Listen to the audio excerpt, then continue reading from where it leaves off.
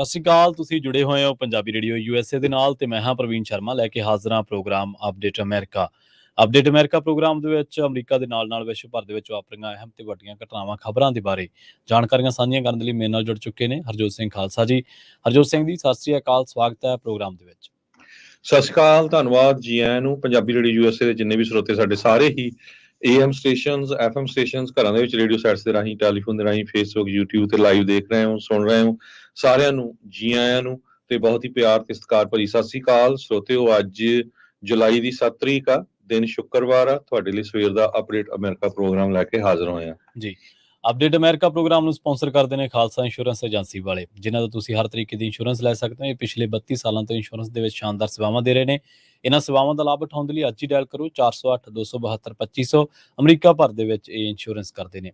ਟਰਕੀਅਨ immigration ਲਾ firm ਵਾਲੇ, ਜੇ ਟਰਕੀਅਨ ਅਟਾਰਨੀ ਟਰਕੀਅਨ ਦੇ ਨਾਲ ਤੁਸੀਂ US ਇਮੀਗ੍ਰੇਸ਼ਨ ਬਾਬਤ ਕੋਈ ਵੀ ਸਲਾਹ ਕਰਨੀ ਹੈ, ਕੋਈ ਵੀ ਸਵਾਲ ਪੁੱਛਣਾ, ਤੇ ਉਹਨਾਂ ਦਾ ਨੰਬਰ ਹੈ 415-909-0503।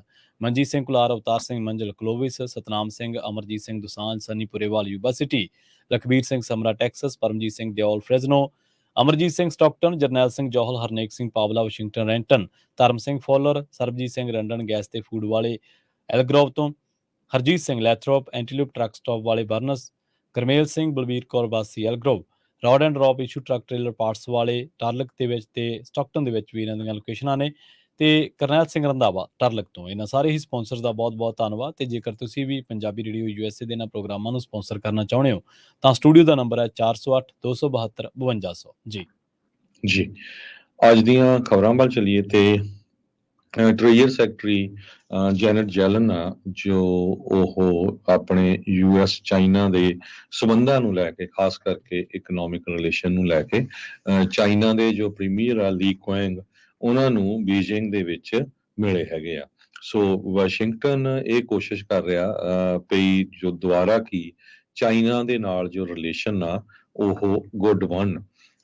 ਉੱਥੇ ਬੋਲਦੇ ਹੋਏ ਗ੍ਰੇਟ ਹਾਲ ਆਫ ਪੀਪਲ ਜੋ ਜਗ੍ਹਾ ਆ, ਜੈਨਟ ਜੈਲਨ ਨੇ ਕਿਹਾ ਵੀ ਦੋਨਾਂ ਮੁਲਕਾਂ ਦਾ ਫਰਜ਼ ਆ, ਡਿਊਟੀ ਆ ਵੀ ਦੁਨੀਆ ਨੂੰ ਸ਼ੋਅ ਕਰੀਏ ਕਿਸ ਤਰ੍ਹਾਂ ਜਿਹੜੀ ਲੀਡਰਸ਼ਿਪ ਆ ਉਹ ਗਲੋਬਲ ਚੈਲੰਜਸ ਨੂੰ ਹੈਂਡਲ ਕਰਦੀ ਹੈਗੀ ਆ। ਪਹਿਲੀ ਵਿਜ਼ਿਟ ਆ ਚਾਈਨਾ ਦੀ US ਟ੍ਰੇਜਰੀ ਸੈਕਟਰੀ ਵੱਲੋਂ, ਬਾਈਡਨ ਐਡਮਿਨਿਸਟ੍ਰੇਸ਼ਨ ਦੇ ਵੱਲੋਂ ਜੇ ਦੇਖਿਆ ਜਾਵੇ ਇਕਨੋਮਿਕ ਮੁੱਦੇ ਦੇ ਉੱਤੇ ਪਹਿਲੀ ਵਾਰੀ ਇਹ ਵਿਜ਼ਿਟ ਹੈਗੀ ਆ। ਸੋ ਯੂਨਾਈਟਿਡ ਸਟੇਟਸ ਨੇ ਕਿਹਾ ਵੀ ਬਹੁਤ ਮਾਮਲਿਆਂ ਦੇ ਵਿੱਚ ਅਸੀਂ ਚਾਈਨਾ ਦੇ ਨਾਲ ਰਲ ਕੇ ਤਿਆਰ ਹਾਂ, ਐਕਸੈਪਟ ਜਿੱਥੇ ਸਾਡੀ ਨੈਸ਼ਨਲ ਸਿਕਿਉਰਿਟੀ ਦੀ ਪ੍ਰੋਟੈਕਸ਼ਨ ਆਉਂਦੀ ਹੈਗੀ ਹੈ, ਉਹ ਮੁੱਦਿਆਂ ਦੇ ਉੱਤੇ ਸਾਡਾ ਡਿਸਐਗਰੀਮੈਂਟ ਵੀ ਹੈਗਾ ਆ। ਬਹੁਤ ਜਗ੍ਹਾ ਦੇ ਉੱਤੇ ਮਿਸ ਅੰਡਰਸਟੈਂਡਿੰਗ ਵੀ ਹੈਗੀ ਆ। ਲੀ ਨੇ ਇਹ ਕਿਹਾ ਆ ਵੀ ਬੀਜਿੰਗ ਬਿਲਕੁਲ ਤਿਆਰ ਹੈਗਾ USA ਦੇ ਨਾਲ ਰਿਲੇਸ਼ਨ ਬਣਾਉਣ ਦੇ ਲਈ। ਸਰੋਤਿਆਂ ਨੂੰ ਇਹ ਦੱਸਦੀ ਜਾਈਏ, US ਤੇ ਚਾਈਨਾ ਦੇ ਜੋ ਰਿਲੇਸ਼ਨ ਹੈ ਇਸ ਟਾਈਮ ਉਹ ਲੋਐਸਟ ਲੈਵਲ ਦੇ ਉੱਤੇ ਹੈਗੇ ਆ। 1979 ਤੋਂ ਬਾਅਦ ਜਿਸ ਟਾਈਮ ਦੇ ਉੱਤੇ ਡਿਪਲੋਮੈਟਿਕ ਮਿਸ਼ਨ ਰਿਲੇਸ਼ਨ ਜਿਹੜੇ ਸੈਟਅਪ ਕੀਤੇ ਗਏ ਸੀ ਚਾਈਨਾ ਤੇ USA ਦੇ, ਉਸ ਤੋਂ ਬਾਅਦ ਹੁਣ ਜੇ ਦੇਖਿਆ ਜਾਵੇ ਲਗਭਗ 47-48 ਸਾਲ ਦਾ ਸਮਾਂ ਸਭ ਤੋਂ ਲੋਐਸਟ ਲੈਵਲ ਦੇ ਉੱਤੇ ਰਿਲੇਸ਼ਨ ਹੈਗੇ ਆ। ਚਿਪ ਨੂੰ ਲੈ ਕੇ ਬਹੁਤ ਜ਼ਿਆਦਾ ਜਿਹੜਾ ਵੱਡਾ ਇਸ਼ੂ ਬਣਿਆ, ਕਿਉਂਕਿ ਅਮਰੀਕਾ ਵਾਲਿਆਂ ਨੇ ਕਹਿਤਾ ਸੀ ਵੀ ਅਸੀਂ ਉਹਨਾਂ ਨੂੰ ਜਿਹੜੇ ਚਿਪਸ ਆ ਉਹ ਨਹੀਂ ਦੇਣੇ ਹੈਗੇ। ਤੇ ਜੋ ਬੀਜਿੰਗ ਆ, ਚਾਈਨਾ ਵਾਲੇ ਆ, ਉਹ ਕ੍ਰੈਕ ਡਾਊਨ ਕਰ ਰਹੇ ਆ US ਡਿਊ ਡਿਲੀਜੈਂਸ ਤੇ ਕੰਸਲਟਿੰਗ ਫਰਮਸ ਦੇ ਉੱਤੇ, ਜਿਨ੍ਹਾਂ ਤੋਂ ਸਾਰੀ ਇਨਫੋਰਮੇਸ਼ਨ ਸੈਂਸਿਟਿਵ ਡਾਟਾ ਲੈਣਾ ਹੁੰਦਾ ਹੈ। ਉਹ ਚਾਈਨਾ ਵਾਲਿਆਂ ਨੇ ਕਹਿਤਾ ਵੀ ਉਹ ਬੈਨ ਕਰਤੀਆਂ ਉਹ ਸਾਰੀਆਂ ਐਂਟੀਟੀਜ਼ ਨੂੰ ਜੋ ਕ੍ਰਿਟੀਕਲ ਇਨਫਰਾਸਟਰਕਚਰ ਦੇ ਵਿੱਚ ਇਨਵੋਲਵ ਹੈਗੀਆਂ ਆ। ਇਸੇ ਤਰ੍ਹਾਂ ਜੋ ਸੈਮੀਕੰਡਕਟਰ ਮਾਈਕਰੋਨ ਕੰਪਨੀ ਮੈਂ ਤੁਹਾਨੂੰ ਦੱਸਿਆ ਸੀ ਵੀ ਆਈਡਾਹੋ ਬੇਸਡ ਇਹ ਮੈਮਰੀ ਚਿਪ ਮੇਕਰ ਹੈਗੀ ਆ। ਇਹ ਜਿਹੜੇ ਜਦੋਂ ਬੈਨ ਕਰ ਦਿੱਤੇ, ਬੰਦ ਕਰ ਦਿੱਤੇ, ਉਹਦੇ ਨਾਲ ਜਿਹੜੀ ਚਾਈਨਾ ਵਾਲੇ ਵੀ ਬਹੁਤ ਔਖੇ ਹੋਏ ਹੈਗੇ ਆ ਇਸ ਟਾਈਮ ਦੇ ਉੱਤੇ। ਸੋ ਜੈਨਟ ਜੈਲਨ ਇਸ ਮੀਟਿੰਗ ਤੋਂ ਬਾਅਦ ਵਾਪਸ ਹੁਣ ਅਮਰੀਕਾ ਨੂੰ ਆ ਰਹੇ ਆ। ਸੋ ਸਾਰੇ ਆਸ ਲਾ ਰਹੇ ਆ ਵੀ ਕੁਛ ਨਾ ਕੁਛ ਇਸ ਮੀਟਿੰਗ ਦੇ ਵਿੱਚੋਂ ਜ਼ਰੂਰ ਮਿਲੇਗਾ। ਸਕਾਟ ਕੈਨੇਡੀ ਚਾਈਨਾ ਦੇ ਐਕਸਪਰਟ ਆ ਤੇ CSIS ਦੇ ਥਿੰਕ ਟੈਂਕ ਆ, ਉਹਨਾਂ ਨੇ ਕਿਹਾ ਵੀ ਜੋ ਜੈਨਟ ਜੈਲਨ ਮਿਲੇ ਹੈਗੇ ਆਪਣੇ ਚਾਈਨੀਜ਼ ਆਫੀਸ਼ੀਅਲਸ ਨੂੰ, ਖਾਸ ਕਰਕੇ ਇਕਨੋਮਿਕ ਪੋਰਟਫੋਲੀਓ ਨੂੰ ਲੈ ਕੇ, ਆਪਣੀ ਹੀ ਕਾਊਂਟਰ ਪਾਰਟ ਜਿਹੜੇ ਉੱਥੇ ਦੇ ਵਾਈਸ ਪ੍ਰੀਮੀਅਰ ਹੈਗੇ ਆ ਕਹਿੰਦੇ ਵੀ ਇਹ ਇੱਕ ਵਧੀਆ ਡਾਇਰੈਕਸ਼ਨ ਹੈਗੀ ਆ। ਸੋ ਇਹਦੇ ਨਾਲ ਆਉਣ ਵਾਲੇ ਸਮੇਂ ਦੇ ਵਿੱਚ ਜੋ ਰਿਲੇਸ਼ਨ ਆ ਚਾਈਨਾ ਦੇ ਨਾਲ ਸੁਧਰਨਗੇ। ਜੀ। ਅਗਲੀ ਖਬਰ ਦੇ ਵੱਲ ਵਧੀਏ ਤੇ ਰੁਖ ਕਰੀਏ ਇਜ਼ਰਾਈਲ ਫਿਲਸਤੀਨ ਝਗੜੇ ਦਾ। ਇਹ ਝਗੜਾ ਕਾਫੀ ਦੇਰ ਤੋਂ ਚੱਲਦਾ ਆ ਰਿਹਾ ਤੇ ਲੰਘੇ ਦਿਨਾਂ ਦੇ ਵਿੱਚ ਜਿਵੇਂ ਆਪਾਂ ਖਬਰਾਂ ਸਾਂਝੀਆਂ ਕੀਤੀਆਂ ਕਿ ਇਜ਼ਰਾਈਲ ਨੇ ਕਈ ਇਲਾਕਿਆਂ ਦੇ ਵਿੱਚ ਮਿਲਟਰੀ ਰੇਡ ਕੀਤੀਆਂ ਸੀਗੀਆਂ ਤੇ ਉਹਨਾਂ ਵੈਸਟ ਬੈਂਕ ਦੇ ਵਿੱਚ ਖਾਸ ਕਰਕੇ, ਤਾਂ ਇੱਥੇ ਮਿਲਟਰੀ ਰੇਡ ਦੇ ਵਿੱਚ ਕਈ ਲੋਕ ਮਾਰੇ ਗਏ ਸਨ। ਬਾਜ਼ਾਰਾਂ ਦੇ ਵਿੱਚ ਬਿਲਡਿੰਗਾਂ ਦੇ ਟੁਕੜੇ ਜਾਂ ਲੋਕਾਂ ਦੀਆਂ ਲਾਸ਼ਾਂ ਦੇ ਟੁਕੜੇ ਜਿਹੜੇ ਆ ਉਹ ਇਹਨਾਂ ਅਟੈਕਸ ਤੋਂ ਬਾਅਦ ਦੇਖੇ ਜਾ ਸਕਦੇ ਸੀਗੇ। ਹੁਣ ਇੱਕ ਖਬਰ ਜਿਹੜੀ ਆ ਉਹ ਵੈਸਟ ਬੈਂਕ ਤੋਂ ਹੀ ਆ ਰਹੀ ਹੈ ਕਿ ਨੇਬਲਸ ਜਿਹੜਾ ਇਲਾਕਾ ਵਾ, ਨੇਬਲਸ ਸ਼ਹਿਰ ਦੇ ਵਿੱਚ ਇੱਥੇ ਕਿਹਾ ਗਿਆ ਹੈ ਕਿ ਜਿਹੜਾ 2 ਜਿਹੜੇ ਫਿਲਸਤੀਨੀ ਆਰਮਡ ਸੀਗੇ, ਹਥਿਆਰਬੰਦ ਜਿਹੜੇ ਨੌਜਵਾਨ ਸੀਗੇ, ਉਹਨਾਂ ਨੂੰ ਹੁਣ ਜਿਹੜੇ ਇਜ਼ਰਾਈਲੀ ਆਰਮੀ ਨੇ ਮਾਰ ਦਿੱਤਾ ਹੈ। ਪਤਾ ਲੱਗਿਆ ਕਿ ਸ਼ਿਨ ਬੇਟ ਜਿਹੜੇ ਇੱਥੋਂ ਦੀ ਸਿਕਿਉਰਿਟੀ ਏਜੰਸੀ ਦੇ ਮੇਨ ਸਪੋਕਸਮੈਨ ਨੇ, ਉਹਨਾਂ ਨੇ ਕਿਹਾ ਹੈ ਕਿ ਖੈਰੀ ਸ਼ਹੀਨ ਜਿਹੜਾ ਕਿ 34 ਸਾਲ ਦਾ ਹੈ, ਹਮਜ਼ਾ ਮਕਬੂਲ ਜਿਹੜਾ ਕਿ 32 ਸਾਲ ਦਾ ਹੈ, ਇਹਨਾਂ ਨੇ ਇੱਕ ਅਟੈਕ ਕੀਤਾ ਸੀ ਲੰਘੇ ਦਿਨੀ ਸਮਾਲ ਸਮਾਰਟੀਅਨ ਕਮਿਊਨਿਟੀ ਦੇ ਵਿੱਚ, ਨੇਬਲਸ ਦੇ ਇਲਾਕਿਆਂ ਦੇ ਵਿੱਚ, ਖਾਸ ਕਰਕੇ ਜਿੱਥੇ ਜਿਊਸ਼ ਜਿਹੜੀ ਕਮਿਊਨਿਟੀ ਜ਼ਿਆਦਾ ਰਹਿੰਦੀ ਹੈ। ਤੇ ਇਜ਼ਰਾਈਲ ਦੀ ਜਿਹੜੀ ਆਰਮੀ ਆ ਉਹਦੇ ਤੇ ਵੀ ਇਹਨਾਂ ਦਾ ਜਿੰਨੇ ਹਮਲੇ ਹੋਏ ਨੇ ਪਿਛਲੇ ਦਿਨਾਂ ਦੇ ਵਿੱਚ, ਇਹਨਾਂ ਦੋਵਾਂ ਦਾ ਹੱਥ ਮੰਨਿਆ ਜਾਂਦਾ ਸੀ, ਖੈਰੀ ਸ਼ਹੀਨ ਤੇ ਹਮਜ਼ਾ ਮਕਬੂਲ ਦਾ। ਤਾਂ ਉਹਨੇ ਕਿਹਾ ਕਿ ਹੁਣ ਜਿਹੜੀਆਂ ਤਾਜ਼ਾ ਨੇਬਲਸ ਦੇ ਵਿੱਚ ਅਸੀਂ ਝੜਪਾਂ ਹੋਈਆਂ ਸੀਗੀਆਂ ਤੇ ਅਸੀਂ ਰੇਡ ਕੀਤੀ ਸੀ, ਉੱਥੇ ਇਹ ਦੋਨੇ ਜਿਹੜੇ ਆ ਉਹ ਮਾਰੇ ਗਏ ਨੇ। ਇਹ ਦੋਨੇ ਆਪਣੇ ਹਥਿਆਰਾਂ ਨੂੰ, ਆਪਣੇ ਜਿਹੜੇ ਹੋਰ ਪਲਾਨ ਸੀਗੇ ਉਹਨਾਂ ਨੂੰ ਐਗਜ਼ੀਕਿਊਟ ਕਰਨ ਦੇ ਵਿੱਚ ਲੱਗੇ ਹੋਏ ਸੀ, ਪੂਰੀ ਤਿਆਰੀ ਕਰ ਰਹੇ ਸੀਗੇ। ਜਦੋਂ ਇਹਨਾਂ ਤੇ ਰੇਡ ਹੋਈ ਤੇ ਇਹਨਾਂ ਨੇ ਮੂਹਰੋਂ ਜਿਹੜੇ ਆ ਉਹ ਜਿਵੇਂ ਗੋਲੀਆਂ ਚਲਾਈਆਂ ਜਾਂ ਮੋੜਵਾਂ ਜਵਾਬ ਦਿੱਤਾ ਗਿਆ ਫਿਰ ਇਜ਼ਰਾਈਲੀ ਆਰਮੀ ਵੱਲੋਂ ਵੀ, ਤਾਂ ਉੱਥੇ ਹੋਰ ਜਿਹੜੀ ਆਰਮੀ ਸੱਦ ਕੇ ਇਹਨਾਂ ਨੂੰ ਦੋਨਾਂ ਨੂੰ ਮਾਰ ਦਿੱਤਾ ਗਿਆ। ਇੱਥੇ ਆਪਾਂ ਇੱਕ ਗੱਲ ਜਿਹੜੀ ਆ ਉਹ ਜ਼ਰੂਰ ਕਲੀਅਰ ਕਰਦੇ ਚੱਲੀਏ ਕਿ ਜਿਹੜਾ ਫਿਲਸਤੀਨੀ ਹੈ, ਜਿਹੜੇ ਹਥਿਆਰਬੰਦ ਲੜਾਕੇ ਜਿਹੜੇ ਲੜਦੇ ਨੇ, ਉਹਨਾਂ ਨੂੰ ਬਹੁਤੀਆਂ ਅਖਬਾਰਾਂ ਜਿਹੜੀਆਂ ਨੇ, ਜਿਹੜੀਆਂ ਖਾਸ ਕਰਕੇ ਇਜ਼ਰਾਈਲ ਪੱਖੀ ਨੇ, ਉਹ ਅੱਤਵਾਦੀ ਦੱਸਦੀਆਂ ਨੇ। ਜਦ ਕਿ ਫਿਲਸਤੀਨੀਆਂ ਦਾ, ਜੇ ਤੁਸੀਂ ਇਸ ਝਗੜੇ ਦੀ ਹਿਸਟਰੀ ਦੇ ਵਿੱਚ ਜਾਓਗੇ, ਜੇ ਇਤਿਹਾਸ ਦੇ ਵਿੱਚ ਜਾਓਗੇ, ਤਾਂ ਅਸਲ ਦੇ ਵਿੱਚ ਉਹ ਜ਼ੁਲਮ ਦੇ ਸ਼ਿਕਾਰ ਲੋਕ ਨੇ। ਇਸੇ ਕਰਕੇ ਜਿਹੜੇ ਸਿਆਣੇ ਲੋਕ ਨੇ ਉਹ ਕਹਿੰਦੇ ਨੇ ਕਿ ਹਿਸਟਰੀ 2 ਤਰੀਕਿਆਂ ਨਾਲ ਲਿਖੀ ਜਾਂਦੀ ਹੈ। ਇੱਕ ਜਿਹੜੀ ਹਾਕਮ ਧਿਰ ਹੁੰਦੀ ਹੈ ਉਹ ਹਿਸਟਰੀ ਲਿਖਦੀ ਹੈ, ਤੇ ਇੱਕ ਜਿਹੜੀ ਵਿਕਟਮ ਧਿਰ ਹੁੰਦੀ ਹੈ ਉਹ ਹਿਸਟਰੀ ਲਿਖਦੀ ਹੈ।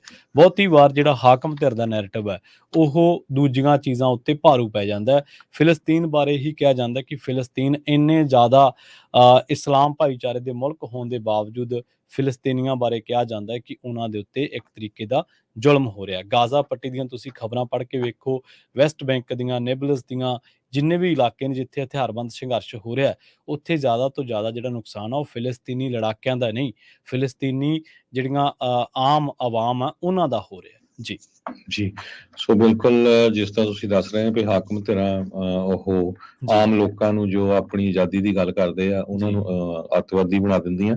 ਸੋ ਇਸੇ ਸੰਬੰਧ ਦੇ ਵਿੱਚ ਆਪਾਂ ਅਗਲੀ ਖਬਰ ਸਾਂਝੀ ਕਰਦੇ ਜਾਈਏ। ਸਰੋਤਿਆਂ ਨੂੰ ਯਾਦ ਹੋਊਗਾ ਪਿਛਲੇ ਕੁਝ ਦਿਨਾਂ ਦੇ ਵਿੱਚ ਭਾਈ ਹਰਦੀਪ ਸਿੰਘ ਨਿੱਜਰ ਹੋਣਾ ਨੂੰ ਗੋਲੀਆਂ ਮਾਰ ਕੇ ਉਹਨਾਂ ਦਾ ਕਤਲ ਕਰ ਦਿੱਤਾ ਗਿਆ ਸੀ, ਜੋ ਸਰੀ ਦੇ ਗੁਰੂ ਨਾਨਕ ਸਿੱਖ ਟੈਂਪਲ ਦੇ ਪ੍ਰਧਾਨ ਆ।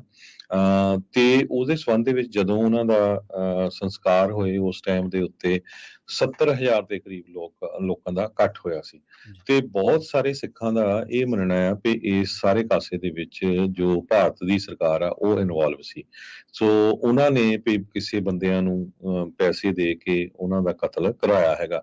ਸੋ ਇਸ ਸੰਬੰਧ ਦੇ ਵਿੱਚ ਹੁਣ ਜੁਲਾਈ 8 ਨੂੰ, ਜਾਣੀ ਕਿ ਕੱਲ ਨੂੰ, ਬਹੁਤ ਵੱਡੀ ਗਿਣਤੀ ਦੇ ਵਿੱਚ ਕੈਨੇਡਾ ਦੇ ਵਿੱਚ ਟੋਰਾਂਟੋ ਏਰੀਆ ਤੇ ਵੈਨਕੂਵਰ ਪ੍ਰੋਟੈਸਟ ਹੋ ਰਹੇ ਆ। ਤੇ ਉਹ ਉੱਥੇ ਜੋ ਭਾਰਤ ਦੀਆਂ ਐਮਬੈਸੀਜ਼ ਹੈਗੀਆਂ, ਇੰਡੀਆ ਦੀਆਂ ਐਮਬੈਸੀ, ਉਹਨਾਂ ਦੇ ਸਾਹਮਣੇ ਪ੍ਰੋਟੈਸਟ ਹੋ ਰਹੇ ਆ। ਬਹੁਤ ਸਾਰੀ ਜਗ੍ਹਾ ਦੇ ਉੱਤੇ ਬਿੱਲ ਬੋਰਡ ਲਾਏ ਗਏ ਆ ਜਿੱਥੇ ਜੋ ਇੰਡੀਅਨ ਕੌਂਸਲੇਟ ਹੈਗੇ ਉਹਨਾਂ ਦੀਆਂ ਪਿਕਚਰਾਂ ਲਾਈਆਂ ਗਈਆਂ ਵੀ ਇਹ ਡਾਇਰੈਕਟਲੀ ਇਨਵੋਲਵ ਸੀ। ਸੋ ਆਪਾਂ ਜਿਹੜੀ ਖਬਰ ਆ ਇਹ exactly Canada the globe and male newspaper ਆ ਉੱਥੇ ਦਾ, ਬਹੁਤ ਹੀ ਜਿਹੜਾ ਪ੍ਰੋਮੀਨੈਂਟ ਨਿਊਜ਼ਪੇਪਰ ਆ, ਉਹਨਾਂ ਨੇ ਅੱਜ ਛਾਪੀ ਆ, ਉਹ ਤੁਹਾਡੇ ਨਾਲ ਸਾਂਝੀ ਕਰ ਰਹੇ ਹੈਗੇ ਆ। ਹਰਦੀਪ ਸਿੰਘ ਨਿੱਜਰ ਹੋਣਾ ਦਾ ਜੁਲਾਈ 18 ਨੂੰ ਗੋਲੀਆਂ ਮਾਰ ਕੇ ਕਤਲ ਕਰ ਦਿੱਤਾ ਗਿਆ ਸੀ। ਇੰਡੀਆ ਦੀ ਨੈਸ਼ਨਲ ਇਨਵੈਸਟੀਗੇਸ਼ਨ ਏਜੰਸੀ ਨੇ ਉਹਨਾਂ ਨੂੰ ਅੱਤਵਾਦੀ ਡਿਕਲੇਅਰ ਕੀਤਾ ਹੋਇਆ ਸੀ ਕਿਉਂਕਿ ਉਹ ਸਿੱਖਾਂ ਦੀ ਆਜ਼ਾਦੀ ਦੀ ਗੱਲਬਾਤ ਕਰਦੇ ਸੀ। ਕੋਈ ਕੇਸ ਉਹਨਾਂ ਦੇ ਉੱਤੇ ਹੈ ਨਹੀਂ, ਉਹ ਆਪਾਂ ਨੂੰ ਪਤਾ ਹੀ ਆ ਵੀ ਕਿੱਦਾਂ ਅੱਤਵਾਦੀ ਡਿਕਲੇਅਰ ਕਰਦੇ ਆ। ਸੋ ਰੈਫਰੈਂਡਮ ਨੂੰ ਲੈ ਕੇ ਉਹ ਜ਼ਰੂਰ ਉਹਨਾਂ ਦਾ ਪ੍ਰਚਾਰ ਬਹੁਤ ਜ਼ੋਰਾਂ ਤੇ ਸੀ। ਸੋ ਹੁਣ ਇਹ ਜੋ ਪ੍ਰੋਟੈਸਟ ਆ ਜੁਲਾਈ 8 ਨੂੰ ਹੋਣ ਜਾ ਰਹੇ ਆ ਇੰਡੀਅਨ ਐਮਬੈਸੀ ਟੋਰਾਂਟੋ ਦੇ ਵਿੱਚ ਤੇ ਇਸੇ ਤਰ੍ਹਾਂ ਇੰਡੀਅਨ ਐਮਬੈਸੀ ਵੈਨਕੂਵਰ ਦੇ ਵਿੱਚ, ਤਾਂ ਕਿ ਜੋ ਪੂਰੀ ਦੁਨੀਆ ਆ ਉਹਨਾਂ ਨੂੰ ਪਤਾ ਲੱਗ ਸਕੇ ਵੀ ਕਿਸ ਤਰ੍ਹਾਂ ਸਿੱਖਾਂ ਦੇ ਨਾਲ ਜਿਹੜਾ ਧੱਕਾ ਕੀਤਾ ਜਾ ਰਿਹਾ ਹੈਗਾ। ਸਿੱਖਸ ਫॉर ਜਸਟਿਸ ਆਰਗੇਨਾਈਜੇਸ਼ਨ ਜੋ ਇੰਡੀਆ ਦੀ ਸਰਕਾਰ ਨੇ ਬੈਨ ਕੀਤੀ ਹੋਈ ਹੈਗੀ ਆ, ਉਹਨਾਂ ਦੇ ਸਪੋਰਟਰ ਤੇ ਹੋਰ ਬਹੁਤ ਸਾਰੇ ਲੋਕ ਜੋ ਆ ਇਹ ਪ੍ਰੋਟੈਸਟ ਕਰ ਰਹੇ। ਇਹ ਵੀ ਖਬਰਾਂ ਆ ਰਹੀਆਂ, ਹੋ ਸਕਦਾ ਸੈਨ ਫਰਾਂਸਿਸਕੋ, ਲੰਡਨ ਤੇ ਮੈਲਬੌਰਨ ਦੇ ਵਿੱਚ ਵੀ ਇਹ ਪ੍ਰੋਟੈਸਟ ਹੋਣ। ਕੈਨੇਡਾ ਦੀ ਜੇ ਗੱਲ ਕਰਦੇ ਜਾਈਏ, ਕਹਿੰਦੇ ਵੀ 7,70,000 ਦੇ ਕਰੀਬ ਸਿੱਖ ਕੈਨੇਡਾ ਦੇ ਵਿੱਚ ਰਹਿੰਦੇ ਆ, ਜੀ ਜੋ ਕਿ ਉੱਥੇ ਦੀ ਪੋਪੂਲੇਸ਼ਨ ਦਾ 2.1% ਬਣਦਾ ਹੈਗਾ। ਈਵਨ ਦੋ ਸਿੱਖ ਬੜੀ ਮਿਨੋਰਟੀ ਹੈਗੀ ਆ ਉੱਥੇ, ਪਰ ਇਨਫਲੂਐਂਸ਼ੀਅਲ ਮੈਂਬਰ ਬਹੁਤ ਆ, ਕਿਉਂਕਿ ਉਹਨਾਂ ਦੇ 20-22 ਮੈਂਬਰ ਪਾਰਲੀਮੈਂਟ ਆ, ਫਾਈਨੈਂਸ਼ੀਅਲੀ ਬੜੇ ਸਿੱਖ ਸਟਰੋਂਗ ਹੈਗੇ ਆ। ਤੇ ਬਾਕੀ ਆਪਾਂ ਨੂੰ ਪਤਾ ਹੀ ਆ ਸੇਵਾ ਭਾਵਨਾ ਦੇ ਵਿੱਚ ਜਿਹਦੇ ਕਿਤੇ ਕੁਝ ਵਾਪਰਦਾ ਆ ਤੇ ਉਹ ਸਿੱਖ ਸਭ ਤੋਂ ਅੱਗੇ ਹੁੰਦੇ ਆ। ਡੈਨ ਸਟੈਂਟਨ ਇੱਕ ਫਾਰਮਰ ਐਗਜ਼ੀਕਿਊਟਿਵ ਮੈਨੇਜਰ ਹੈਗੇ ਆ ਕੈਨੇਡੀਅਨ ਸਿਕਿਉਰਿਟੀ ਇੰਟੈਲੀਜੈਂਸ ਸਰਵਿਸਿਜ਼ ਦੇ। ਉਹ ਕਹਿੰਦੇ ਆ ਵੀ ਜਿਹੜੀ ਖਾਲਿਸਤਾਨ ਮੂਵਮੈਂਟ ਆ ਇਹ ਥੋੜੇ ਸਿੱਖ ਹੈਗੇ ਆ, ਸਾਰੇ ਨਹੀਂ ਸਪੋਰਟ ਕਰਦੇ, ਏਦਾਂ ਹੀ ਇੰਡੀਆ 'ਚ, ਏਦਾਂ ਹੀ USA 'ਚ। ਭਾਰਤੀ ਸਰਕਾਰ ਪੂਰਾ ਜ਼ੋਰ ਲਾ ਰਹੀ ਹੈ ਕੈਨੇਡਾ ਤੇ ਵੀ ਇਹ ਜੋ ਬੰਦ ਹੋਣੇ ਚਾਹੀਦੇ ਆ। ਜਸਟਿਨ ਟਰੂਡੋ ਉਹਨਾਂ ਨੇ ਸਟੇਟਮੈਂਟ ਦਿੱਤੀ ਆ ਵੀ ਕਿਸੇ ਨੂੰ ਵੀ ਇੱਥੇ ਬੋਲਣ ਦਾ ਜਿਹੜਾ ਆ ਫਰੀडम ਆਫ ਸਪੀਚ ਉਹ ਹੱਕ ਹੈਗਾ ਆ, ਉਹਦਾ ਅਧਿਕਾਰ ਆ, ਉਹਦੇ ਅਗੇਂਸਟ ਆਪਾਂ ਨਹੀਂ ਜਾ ਸਕਦੇ ਐਜ਼ ਲੌਂਗ ਐਜ਼ ਕਿਸੇ ਤਰ੍ਹਾਂ ਦੀ ਕੋਈ ਵਾਇਲੈਂਸ ਨਹੀਂ ਹੁੰਦੀ ਹੈਗੀ। ਪਰ ਜਦੋਂ ਤੋਂ ਹੀ ਇਹ ਜੋ ਇੰਡੀਅਨ ਕੌਂਸਲੇਟ ਆ ਉਹਨਾਂ ਦੀਆਂ ਫੋਟੋਆਂ ਲਾ ਕੇ ਵੱਡੇ ਵੱਡੇ ਬੈਨਰ ਕੈਨੇਡਾ ਦੇ ਵਿੱਚ ਲਾਏ ਗਏ ਆ, ਉਸ ਤੋਂ ਬਾਅਦ ਜਿਹੜੀ ਇੰਡੀਆ ਦੀ ਸਰਕਾਰ ਆ ਉਹਨਾਂ ਨੇ ਆਪਣਾ ਜਿਹੜਾ ਪ੍ਰੋਟੈਸਟ ਆ ਉਹ ਕੈਨੇਡਾ ਦੀ ਸਰਕਾਰ ਦੇ ਅਗੇਂਸਟ ਜਿਹੜਾ ਉੱਥੇ ਕੀਤਾ ਹੈਗਾ ਆ। ਤੇ ਇਹ ਜੋ ਫਿਰ ਕੈਨੇਡਾ ਦੇ ਪ੍ਰਾਈਮ ਮਿਨਿਸਟਰ ਨੇ ਵੀ, ਜਿਸ ਤਰ੍ਹਾਂ ਮੈਂ ਤੁਹਾਨੂੰ ਦੱਸਿਆ ਹੀ ਆ, ਵੀ ਇਹ ਕਿਹਾ ਆ ਵੀ ਇਹ ਜਿੱਥੇ ਹਰ ਇੱਕ ਨੂੰ ਬੋਲਣ ਦੀ ਆਜ਼ਾਦੀ ਆ ਤੇ ਉਹਦੇ ਉੱਤੇ ਅਸੀਂ ਕੁਝ ਨਹੀਂ ਕਰ ਸਕਦੇ ਹੈਗੇ। ਆਸਟ੍ਰੇਲੀਆ ਦੇ ਵਿੱਚ ਵੀ ਜੋ ਇੰਡੀਆ ਦੀ ਸਰਕਾਰ ਆ ਉਹਨਾਂ ਨੇ ਇਹ ਪ੍ਰੋਟੈਸਟ ਕੀਤਾ ਆ ਵੀ ਜੀ ਤੁਸੀਂ ਜੋ ਆਜ਼ਾਦੀ ਦੀ ਗੱਲ ਕਰਦੇ ਸਿੱਖ, ਉਹਨਾਂ ਨੂੰ ਕੁਝ ਨਹੀਂ ਕਰ ਰਹੇ ਹੈਗੇ। ਹਾਲਾਂਕਿ ਉਹਨਾਂ ਸਾਰਿਆਂ ਨੂੰ ਪਤਾ ਹੈ ਵੀ ਜਦੋਂ ਇੰਡੀਆ ਆਜ਼ਾਦ ਹੋਇਆ, ਜੀ ਇੰਡੀਆ ਆਜ਼ਾਦ ਹੋਣ ਤੋਂ ਪਹਿਲਾਂ ਸਭ ਤੋਂ ਵੱਡੀ ਮੂਵਮੈਂਟ ਜੋ ਗਦਰੀ ਬਾਬਿਆਂ ਨੇ ਸ਼ੁਰੂ ਕੀਤੀ ਉਹ ਅਮਰੀਕਾ ਕੈਨੇਡਾ ਦੀ ਧਰਤੀ ਤੋਂ ਕੀਤੀ ਸੀ। ਸੋ ਇਹ ਗਲੋਬ ਐਂਡ ਮੇਲ ਨੇ ਬੜੀ ਹੀ ਡਿਟੇਲ ਦੇ ਵਿੱਚ ਅੱਜ ਜਿਹੜੀ ਆ ਇਹ ਰਿਪੋਰਟ ਛਾਪੀ ਆ ਕਿ ਕੱਲ ਨੂੰ ਕੀ ਕੁਝ ਕੈਨੇਡਾ ਦੇ ਵਿੱਚ ਵਾਪਰਨ ਜਾ ਰਿਹਾ ਹੈ। ਜੀ ਅਗਲੀ ਖਬਰ ਦੇ ਵੱਲ ਵਧੀਏ ਤੇ ਰੁਖ ਕਰੀਏ ਫਰਾਂਸ ਦੀ ਹਿੰਸਾ ਦਾ। ਫਰਾਂਸ ਦੇ ਵਿੱਚ ਲਗਾਤਾਰ ਜਿਹੜੇ ਉਹ ਰੋਸ ਮੁਜ਼ਾਹਰੇ, ਹਿੰਸਕ ਰੋਸ ਮੁਜ਼ਾਹਰੇ ਜਿਹੜੇ ਜਾਰੀ ਨੇ ਤੇ ਫਰਾਂਸ ਦੇ ਕਈ ਸ਼ਹਿਰ ਜਿਹੜੇ ਨੇ ਉਹ ਇਸ ਹਿੰਸਾ ਤੋਂ ਬਚ ਨਹੀਂ ਸਕੇ। ਹੁਣ ਤੱਕ ਇਸ ਮਾਮਲੇ ਦੇ ਵਿੱਚ ਹਜ਼ਾਰਾਂ ਗ੍ਰਿਫਤਾਰੀਆਂ ਹੋ ਚੁੱਕੀਆਂ ਨੇ ਤੇ ਇਸ ਮਾਮਲੇ ਦੇ ਵਿੱਚ ਬਹੁਤ ਵੱਡੀ ਗਿਣਤੀ ਦੇ ਵਿੱਚ ਇਮਾਰਤਾਂ ਨੂੰ ਤੇ ਕਾਰਾਂ ਨੂੰ ਅੱਗ ਲੱਗ ਚੁੱਕੀ ਹੈ। ਹੁਣ ਲੰਘੇ ਦਿਨੀ ਜਿਹੜਾ ਫਰਾਂਸ ਦੇ ਪ੍ਰੈਜ਼ੀਡੈਂਟ ਨੇ ਮੈਕਰੋਨ, ਤਾਂ ਉਹਨਾਂ ਨੇ ਇੱਕ ਮੀਟਿੰਗ ਦੇ ਦੌਰਾਨ ਇੱਕ ਗੱਲ ਕਹੀ ਜਿਹਦਾ ਕਿ ਅੱਜ ਕੱਲ੍ਹ ਬੜਾ ਵਿਰੋਧ ਹੋ ਰਿਹਾ। ਉਹ 200 ਤੋਂ ਵੱਧ ਮੇਅਰਾਂ ਦੀ ਮੀਟਿੰਗ ਨੂੰ ਸੰਬੋਧਨ ਕਰ ਰਹੇ ਸੀਗੇ ਤੇ ਉਹਨਾਂ ਨੇ ਸਨੈਪਚੈਟ, ਟਿਕਟੌਕ ਤੇ ਐਨਕ੍ਰਿਪਟਡ ਮੈਸੇਂਜਰ, ਟੈਲੀਗ੍ਰਾਮ ਤੇ ਜਿੰਨੇ ਵੀ ਹੋਰ ਸੋਸ਼ਲ ਮੀਡੀਆ ਪਲੇਟਫਾਰਮਸ ਨੇ ਇਹਨਾਂ ਦੀ ਸਖਤ ਨਿਖੇਧੀ ਕੀਤੀ ਹੈ ਤੇ ਕਿਹਾ ਕਿ ਇਹਨਾਂ ਸੋਸ਼ਲ ਮੀਡੀਆ ਜਿਹੜੇ ਪਲੇਟਫਾਰਮਸ ਨੇ ਇਹਨਾਂ ਨੇ ਫਰਾਂਸ ਦੇ ਵਿੱਚ ਹਿੰਸਾ ਭੜਕਾਉਣ ਦੇ ਵਿੱਚ ਬਹੁਤ ਵੱਡਾ ਯੋਗਦਾਨ ਪਾਇਆ। ਹੁਣ ਉਹਨਾਂ ਦੇ ਬਿਆਨ ਨੂੰ ਕਈ ਤਰੀਕਿਆਂ ਦੇ ਨਾਲ ਡੀਕੋਡ ਕੀਤਾ ਜਾ ਰਿਹਾ ਹੈ। ਕੁਝ ਲੋਕ ਕਹਿੰਦੇ ਨੇ ਕਿ ਇਹ ਚੀਜ਼ ਹੋ ਸਕਦੀ ਹੈ ਕਿਉਂਕਿ ਜਦੋਂ ਚੀਜ਼ਾਂ ਇੰਟਰਨੈਟ ਤੇ ਤੇਜ਼ੀ ਦੇ ਨਾਲ ਵਾਇਰਲ ਹੁੰਦੀਆਂ ਨੇ ਤਾਂ ਇਹ ਟੀਨਏਜਰਸ, ਜਿਵੇਂ ਇੱਕ ਦਿਨ ਆਪਾਂ ਗਿਣਤੀ ਦੱਸੀ ਸੀਗੀ ਕਿ 3000 ਤੋਂ ਵੱਧ ਲੋਕ ਹਿਰਾਸਤ ਦੇ ਵਿੱਚ ਲਏ ਗਏ, ਜਿਨ੍ਹਾਂ ਦੇ ਵਿੱਚ 2000 ਟੀਨਏਜਰਸ ਨੇ ਜਿਨ੍ਹਾਂ ਦੀ ਉਮਰ 14 ਤੋਂ ਲੈ ਕੇ 17-18 ਸਾਲ ਦੇ ਵਿਚਕਾਰ ਹੈ। ਤਾਂ ਇਸ ਦਰਮਿਆਨ ਉਹ ਕਹਿੰਦੇ ਕਿ ਜਦੋਂ ਇਹ ਚੀਜ਼ਾਂ ਇੰਟਰਨੈਟ ਤੇ ਵਾਇਰਲ ਹੁੰਦੀਆਂ ਨੇ ਤਾਂ ਇਹ ਨੌਜਵਾਨਾਂ ਨੂੰ ਅਟਰੈਕਟ ਕਰਦੀਆਂ ਨੇ। ਉਹਨਾਂ ਨੂੰ ਲੱਗਦਾ ਕਿ ਸ਼ਾਇਦ ਇਹ ਸਭ ਤੋਂ ਵਧੀਆ ਜ਼ਰੀਆ ਆਪਣੇ ਆਪ ਨੂੰ ਇਹਨਾਂ ਪਲੇਟਫਾਰਮ ਦੇ ਉੱਪਰ ਵਾਇਰਲ ਕਰਨ ਦਾ। ਤਾਂ ਉਹਨਾਂ ਨੇ ਕਿਹਾ ਕਿ ਇਹਨਾਂ ਨੇ ਫਰਾਂਸ ਦੇ ਤੇ ਜਿਹੜੇ ਨੌਜਵਾਨ ਨੇ ਸੋਸ਼ਲ ਮੀਡੀਆ ਨੇ ਖਾਸ ਕਰਕੇ ਹਿੰਸਾ ਭੜਕਾਉਣ ਦੇ ਵਿੱਚ, ਜਿਹਦੀ ਕਿ ਬੜੇ ਵੱਡੇ ਪੱਧਰ ਤੇ ਹੋਈ ਹੈ, ਉਹਦੇ ਵਿੱਚ ਬਹੁਤ ਵੱਡਾ ਯੋਗਦਾਨ ਹੈ। ਤਾਂ ਪਰ ਹੁਣ ਦੂਜੇ ਪਾਸੇ ਜਿਹੜਾ ਉਹ ਕਹਿੰਦੇ ਕਿ ਹੁਣ ਅਸੀਂ ਆਉਣ ਵਾਲੇ ਦਿਨਾਂ ਦੇ ਵਿੱਚ ਇਹ ਤੇ ਰੋਕ ਲਾਵਾਂਗੇ ਤੇ ਨਾਲ ਹੀ ਉਹਨਾਂ ਨੇ ਕਿਹਾ ਸੀਗਾ ਕਿ ਟਿਕਟੌਕ ਤੇ ਸਨੈਪਚੈਟ ਤੇ ਜਿਹੜੇ ਮੈਪਿੰਗ ਟੂਲਸ ਨੇ ਉਹਨਾਂ ਤੇ ਵੀ ਉਹਨੇ ਚਿੰਤਾ ਜ਼ਾਹਰ ਕੀਤੀ ਸੀਗੀ ਕਿ ਇਹਦੇ ਨਾਲ ਜਿਹੜੇ ਛੇਤੀ ਪਤਾ ਲੱਗਦਾ ਕਿ ਕਿੱਥੇ ਹਿੰਸਾ ਹੋ ਰਹੀ ਹੈ, ਕਿੱਥੇ ਲੋਕ ਤੋੜ-ਫੋੜ ਕਰ ਸਕਦੇ ਆ।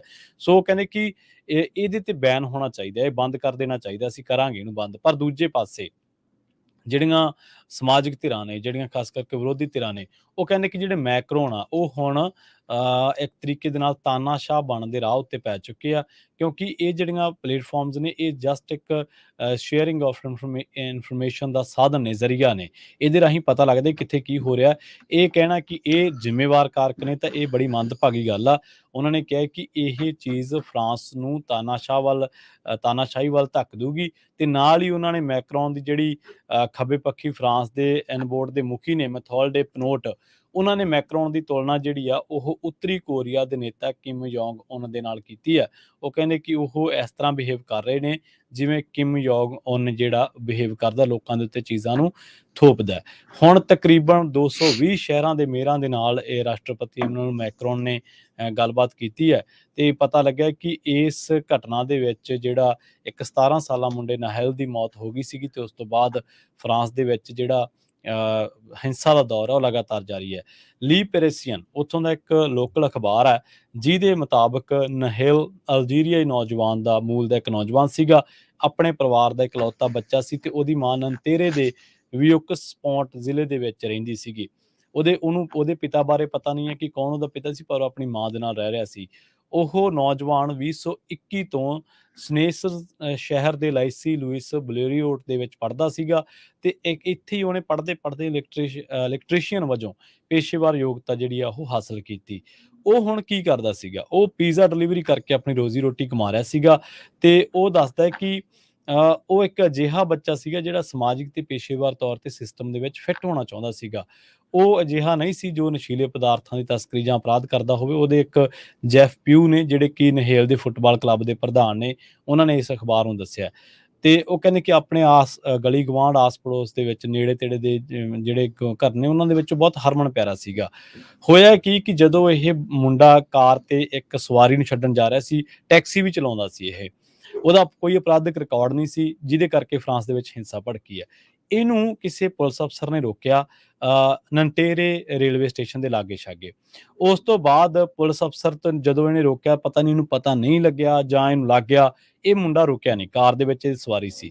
ਪੁਲਿਸ ਵਾਲਾ ਜਦੋਂ ਇਹਦੇ ਕੋਲੇ ਜਾਂਦਾ ਹੈ ਤੇ ਉਹ ਜਾ ਕੇ ਇਹਨੂੰ ਸ਼ੂਟ ਕਰ ਦਿੰਦਾ ਹੈ।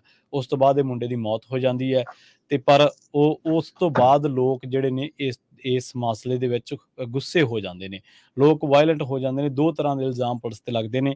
ਪਹਿਲਾਂ ਤੇ ਕਿ ਅਲਜੀਰੀਆ ਮੂਲ ਦਾ ਨੌਜਵਾਨ ਸੀ, ਇਸ ਕਰਕੇ ਨਿਸ਼ਾਨਾ ਬਣਾਇਆ ਗਿਆ। ਦੂਜਾ ਇਹ ਕਿ ਪੁਲਿਸ ਜਿਹੜੀ ਆ ਉਹ ਆਪਣੇ ਆਪ ਨੂੰ ਇੱਕ ਡੈਮੋਕ੍ਰੈਟਿਕ ਸਿਸਟਮ ਦੇ ਵਿੱਚ ਨਾ ਹੋ ਕੇ ਆਪਣੇ ਆਪ ਨੂੰ ਤਾਨਾਸ਼ਾਹ ਵਾਂਗੂ ਜਿਹੜਾ ਉਹ ਟਰੀਟ ਕਰਦੀ ਹੈ ਲੋਕਾਂ ਦੇ ਨਾਲ, ਬੜੇ ਭੱਦੇ ਤਰੀਕੇ ਦੇ ਨਾਲ। ਤਾਂ ਇਹ ਜਿਹੜਾ ਉਹ ਇਸ ਪੂਰਾ ਜੋ ਘਟਨਾਕ੍ਰਮ ਹੈ ਫਰਾਂਸ ਦੇ ਵਿੱਚ, ਉਹਦਾ ਤੱਤਸਾਰ ਹੈ। ਇੱਕ ਵਾਰ ਫਿਰ ਤੋਂ ਫਰਾਂਸ ਦੇ ਵਿੱਚ ਹਾਈ ਅਫੀਸ਼ੀਅਲਸ ਦੀਆਂ ਮੀਟਿੰਗਾਂ ਦਾ ਦੌਰ ਜਾਰੀ ਹੈ, ਤੇ ਕਈ ਇਲਾਕਿਆਂ ਦੇ ਵਿੱਚ ਜਿਹੜੀ ਹਿੰਸਾ ਉਹ ਹੁਣ ਰੁਕੀ ਹੋਈ ਹੈ। ਜੀ, ਅਗਲੀ ਖਬਰ ਵੱਲ ਚਲੀਏ ਤੇ ਯੂਐਸ ਕਹਿੰਦੇ ਵੀ ਕੰਟਰੋਵਰਸ਼ੀਅਲ ਕਲਸਟਰ ਬੰਬ, ਜਿਹੜੇ ਕਲਸਟਰ ਮੁਨੀਸ਼ਨਸ ਉਹਨਾਂ ਨੂੰ ਕਹਿੰਦੇ ਆ, ਉਹ ਯੂਕਰੇਨ ਨੂੰ ਭੇਜਣ ਜਾ ਰਹੇ ਹੈਗੇ ਆ। ਯੂਕਰੇਨ ਇਹਨਾਂ ਬੰਬਸ ਨੂੰ ਕਾਫੀ ਲੰਮੇ ਸਮੇਂ ਤੋਂ ਮੰਗ ਰਿਹਾ ਸੀ, ਜਦ ਕਿ ਕਲਸਟਰ ਮੁਨੀਸ਼ਨਸ ਜਿਹੜੇ ਇਹ ਕਲਸਟਰ ਬੰਬ ਆ 100 ਮੁਲਕਾਂ ਦੇ ਵਿੱਚ ਬੈਨ ਹੈਗੇ ਆ। ਇਹ ਕਹਿੰਦੇ ਵੀ ਇਦਾਂ ਦੇ ਬੰਬ ਕਈ ਵਾਰੀ ਫੇਲ ਵੀ ਹੋ ਸਕਦੇ ਆ, ਤੇ ਬਹੁਤ ਜ਼ਿਆਦਾ ਇਹ ਨੁਕਸਾਨ ਕਰਦੇ ਹੈਗੇ ਆ। ਯੂਐਸ ਦੇ ਜੋ ਆਫੀਸ਼ੀਅਲਸ ਆ ਪਹਿਲਾਂ ਹੈਸੀਟੈਂਟ ਕਰਦੇ ਰਹੇ, ਪਹਿਲਾਂ ਰੁਕਦੇ ਰਹੇ ਵੀ ਨਹੀਂ ਅਸੀਂ ਯੂਕਰੇਨ ਨੂੰ ਇਹ ਬੰਬ ਜਿਹੜੇ ਨਹੀਂ ਭੇਜਣੇ ਹੈਗੇ, ਕਿਉਂਕਿ ਇਹ ਇਨਡਿਸਕ੍ਰਿਮੀਨੇਟਲੀ ਕਹਿੰਦੇ ਵੀ ਬਹੁਤ ਚੌੜੇ ਏਰੀਏ, ਵੱਡੇ ਏਰੀਏ ਦੇ ਵਿੱਚ ਲੋਕਾਂ ਨੂੰ ਮਾਰ ਸਕਦਾ ਆ, ਜਿਹਦੇ ਵਿੱਚ ਸਿਵਲੀਅਨ ਵੀ ਆਉਂਦੇ ਹੈਗੇ ਆ। ਸੋ ਯੂਐਸਏ ਦੇ ਕੋਲ ਇਹ ਕਲਸਟਰ ਮੁਨੀਸ਼ਨ, ਜਿਹੜੇ ਕਲਸਟਰ ਬੰਬ ਆ, ਕਾਫੀ ਲੰਮੇ ਸਮੇਂ ਤੋਂ ਆ। ਵਰਲਡ ਵਾਰ 2 ਦੇ ਟਾਈਮ ਦੇ ਉੱਤੇ ਪਹਿਲੀ ਵਾਰੀ ਇਹ ਡਿਵੈਲਪ ਕੀਤੇ ਗਏ ਸੀ। ਇਹਨਾਂ ਦਾ ਜਿਹੜਾ ਫੇਲਰ ਰੇਟ ਆ ਉਹ 1% ਦੇ ਕਰੀਬ ਹੈਗਾ ਆ। ਪ੍ਰੈਜ਼ੀਡੈਂਟ ਜੋ ਬਾਈਡਨ ਉਹਨਾਂ ਨੇ ਇਹ ਜਿਹੜਾ ਲਾਅ ਆ ਇੱਕ ਕਲਸਟਰ ਬੰਬ ਨੂੰ ਟਰਾਂਸਫਰ ਕਰਨ ਦਾ, ਵੇਚਣ ਦਾ, ਉਹ ਉਸ ਨੂੰ ਬਾਈਪਾਸ ਕਰਕੇ ਇਹ ਦੇਣ ਜਾ ਰਹੇ ਆ। ਪੈਂਟਾਗਨ ਨੇ ਕਿਹਾ ਵੀ ਰਸ਼ੀਅਨ ਆਲਰੇਡੀ ਕਲਸਟਰ ਬੰਬ ਨੂੰ ਯੂਕਰੇਨ ਦੇ ਵਿੱਚ ਯੂਜ਼ ਕਰ ਰਹੇ ਹੈਗੇ ਆ। ਸੋ ਇਹ ਯੂਕਰੇਨ ਵਾਲੇ ਕਾਫੀ ਲੰਮੇ ਸਮੇਂ ਤੋਂ ਸਾਤੋਂ ਮੰਗ ਕਰ ਰਹੇ ਸੀ। ਸੋ ਅਸੀਂ ਉਹਨਾਂ ਨੂੰ ਇਹ ਬੰਬ ਵੇਚਣ ਜਾ ਰਹੇ ਹੈਗੇ ਆ। ਹਿਊਮਨ ਰਾਈਟਸ ਗਰੁੱਪਸ ਨੇ ਰਸ਼ੀਆ ਤੇ ਯੂਕਰੇਨ ਦੋਨਾਂ ਮੁਲਕਾਂ ਨੂੰ ਬੇਨਤੀ ਕੀਤੀ ਆ ਵੀ ਜਿਹੜੇ ਕਲਸਟਰ ਮੁਨੀਸ਼ਨਸ ਆ, ਕਲਸਟਰ ਬੰਬਸ ਆ, ਇਹਨਾਂ ਨੂੰ ਯੂਜ਼ ਨਾ ਕੀਤਾ ਜਾਵੇ। ਇਹਦੇ ਵਿੱਚ ਬਹੁਤ ਸਾਰੇ ਇਨੋਸੈਂਟ ਲੋਕ ਮਾਰੇ ਜਾਣਗੇ। United nation high commission for human rights ਨੇ ਇੱਕ ਵਾਰੀ ਫੇਰ ਕਿਹਾ ਵੀ ਕੰਟਰੀਜ਼ ਨੂੰ ਕਲਸਟਰ ਬੰਬ ਨਹੀਂ ਯੂਜ਼ ਕਰਨੇ ਚਾਹੀਦੇ, ਇਹ ਬਹੁਤ ਹੀ ਖਤਰਨਾਕ ਹੈਗੇ ਆ। ਇਹ ਮਾਰਟਾ ਹੋਟਾਡੋ ਜੋ ਉਹਨਾਂ ਦੇ ਸਪੋਕਸਪਰਸਨ ਆ ਯੂਨਾਈਟਿਡ ਨੇਸ਼ਨ ਦੇ, ਉਹਨਾਂ ਨੇ ਇਹ ਕਿਹਾ ਹੈ। ਯੂਐਸ ਲਾ ਮੇਕਰਸ ਨੇ ਵੀ ਕਈਆਂ ਨੇ ਬਾਈਡਨ ਐਡਮਿਨਿਸਟ੍ਰੇਸ਼ਨ ਨੂੰ ਕਿਹਾ ਸੀ ਵੀ ਇਦਾਂ ਦੇ ਵੈਪਨ ਸਾਨੂੰ ਹਿਊਮਨਟੇਰੀਅਨ ਕਾਸਟ ਦੇ ਸੰਬੰਧ ਦੇ ਵਿੱਚ ਨਹੀਂ ਭੇਜਣੇ ਚਾਹੀਦੇ ਤਾਂ ਕਿ ਜੇ ਜੰਗ ਆ ਉਹ ਜਿੱਤੀ ਜਾ ਸਕੇ। ਇਹਦੇ ਨਾਲ ਆਮ ਲੋਕਾਂ ਦਾ ਨੁਕਸਾਨ ਹੋ ਸਕਦਾ। ਡਿਫੈਂਸ ਡਿਪਾਰਟਮੈਂਟ ਦੇ ਆਫੀਸ਼ੀਅਲ ਲੌਰਾ ਕੂਪਰ ਨੇ ਕਾਂਗਰਸ ਨੂੰ ਇਹ ਦੱਸਿਆ ਵੀ ਮਿਲਟਰੀ ਐਨਾਲਿਸਟ ਨੇ ਜੋ ਫਾਈਂਡ ਆਊਟ ਕੀਤੇ ਹੈਗੇ ਆ ਕਲਸਟਰ ਬੰਬ ਜਿਹੜੇ ਯੂਜ਼ਫੁਲ ਹੋਊਗੇ ਸਪੈਸ਼ਲੀ ਰਸ਼ੀਆ ਦੇ ਅਗੇਂਸਟ। ਸੋ ਬਾਈਡਨ ਐਡਮਿਨਿਸਟ੍ਰੇਸ਼ਨ ਇਹ ਕਲਸਟਰ ਬੰਬ ਦਾ ਪੈਕੇਜ ਜੋ ਕਿ $800 ਮਿਲੀਅਨ ਦਾ ਬਣਦਾ ਹੈਗਾ ਆ, ਉਹ ਯੂਕਰੇਨ ਨੂੰ ਦੇਣ ਜਾ ਰਿਹਾ ਹੈ। ਜੀ, ਪ੍ਰੋਗਰਾਮ ਅਪਡੇਟ ਅਮਰੀਕਾ ਦੇ ਵਿੱਚ ਵੇਲਾ ਹੋ ਚੱਲਿਆ ਇੱਕ ਸ਼ਾਰਟ ਬ੍ਰੇਕ ਦੇ ਲਈ ਰੁਕਣ ਦਾ। ਤੁਸੀਂ ਜੁੜੇ ਰਹੋ ਪੰਜਾਬੀ ਰੇਡੀਓ ਯੂਐਸਏ ਦੇ ਨਾਲ। ਖਬਰਾਂ ਹਾਲੇ ਹੋਰ ਵੀ ਨੇ ਜਿਨ੍ਹਾਂ ਤੇ ਚਰਚਾ ਕਰਾਂਗੇ ਇੱਕ ਬ੍ਰੇਕ ਤੋਂ ਬਾਅਦ।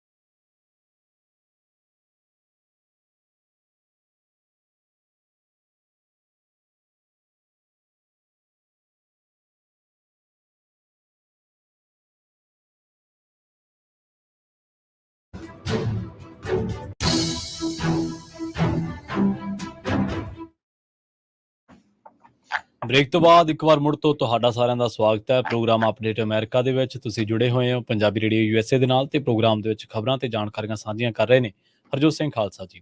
ਹਰਜੋਤ ਸਿੰਘ ਜੀ, ਇੱਕ ਵਾਰ ਮੁੜ ਤੋਂ ਸਵਾਗਤ ਹੈ ਜੀ। ਸਤਿ ਸ੍ਰੀ ਅਕਾਲ। ਸਤਿ ਸ਼੍ਰੀ ਅਕਾਲ, ਧੰਨਵਾਦ ਜੀ ਆਇਆਂ ਨੂੰ। ਪ੍ਰਵੀਨ ਜੀ, ਅਗਲੀ ਖਬਰਾਂ ਵੱਲ ਚਲੀਏ। ਬਾਈਡਨ ਐਡਮਿਨਿਸਟ੍ਰੇਸ਼ਨ ਨੇ ਪ੍ਰੈਜ਼ੀਡੈਂਟ ਟਰੰਪ ਉਹਨਾਂ ਦੇ ਟਾਈਮ ਦੇ ਉੱਤੇ ਇੱਕ ਸ਼ਾਰਟ ਟਰਮ ਜੋ ਹੈਲਥ ਪਲਾਨਸ ਆ ਉਹਨਾਂ ਦੀ ਜੋ ਲਿਮਿਟ ਕਰ ਦਿੱਤੀ ਆ। ਬਾਈਡਨ ਉਹਨਾਂ ਨੇ ਇਹ ਕਿਹਾ ਵੀ ਇੱਕ ਤਰ੍ਹਾਂ ਦੇ ਨਾਲ ਜੰਕ ਇੰਸ਼ੋਰੈਂਸ ਹੁੰਦੀਆਂ ਹੈਗੀਆਂ ਆ।